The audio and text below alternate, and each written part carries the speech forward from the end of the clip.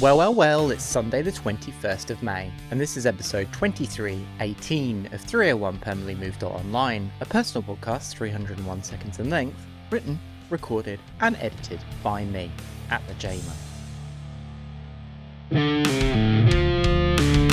As happens when you have a weekly podcast, I had a different episode all written and ready to go this morning. Another entry into my ongoing The Artist series. But as I was doing the final word count edit, I realised I didn't want to sit in front of my computer and talk about something that I could say at any time. The only thing that I want to talk about this week is Zelda. Why? Because it's the only thing that I've been thinking about. It's consumed my thoughts. I've been having dreams about paragliding and fusing things together. The other day I walked past some scaffolding in town and wondered just how much stamina I might need to scale it.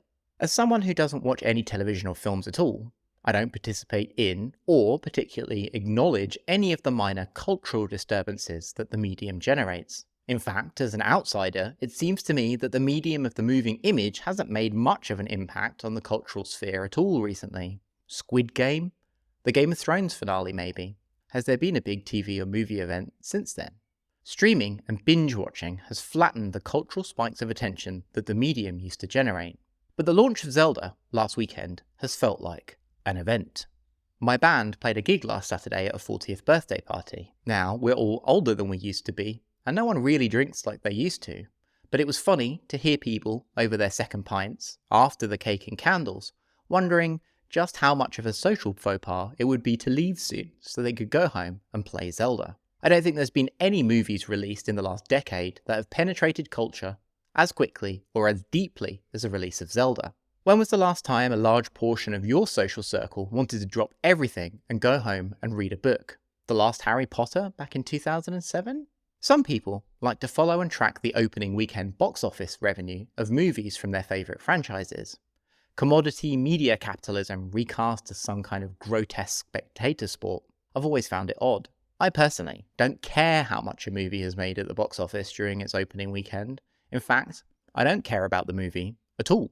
But I do think treating economic success as a proxy for artistic merit and justification for one's own fandom is doing immense damage to our culture. I said earlier that the release of Tears of the Kingdom as a cultural event feels similar to the finale of Game of Thrones, but there's a difference. The last episode of GOT was the culmination of 70 hours of television broadcast over 8 years, a narrative world that in that time installed itself into the cultural subconscious. The release of Zelda, on the other hand, is the beginning of 70 hours of engagement with the world and its mythos. And now I just said it's weird when people talk about box office numbers, but indulge me for a moment, as I need to do so to continue my point. Besides, Tears of the Kingdom is one of the best games ever made, so I'm not justifying any artistic merit by mentioning its sales figures. Full numbers haven't been released yet, but we do know that in the first 3 days of release it sold 10 million copies worldwide. 10 million units times the retail price of 50 quid beats out the biggest global box office weekend opening of any movie by over $100 million. As if to prove my point about economic success as a proxy for artistic merit, the movie that holds the title is Fast and Furious 8. The new Zelda, with a bit of exploring, takes about 70 hours to complete the main storyline, which means in the coming weeks and months, at least 10 million people are about to share a collective 700 million hours in the world of Hyrule. In an economy dominated by attention, I wonder if TikTok or Instagram budgeted for the release of Tears of the Kingdom in their revenue projections. Can they see the drop in attention in real time in their dashboards after the release of the game around the world?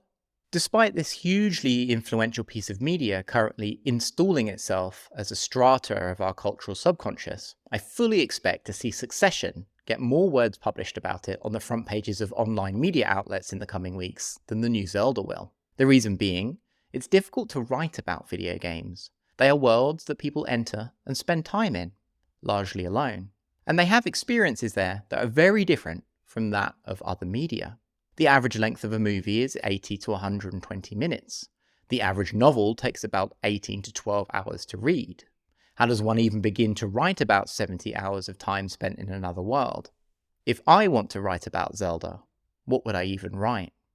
One inspirational answer is You Will Pray for Dry Weather at the Sight of the Sun by J. David Osborne, a long aphoristic essay on playing the game Death Stranding and becoming a father for the first time. It's one of the best pieces of games writing, I've ever read.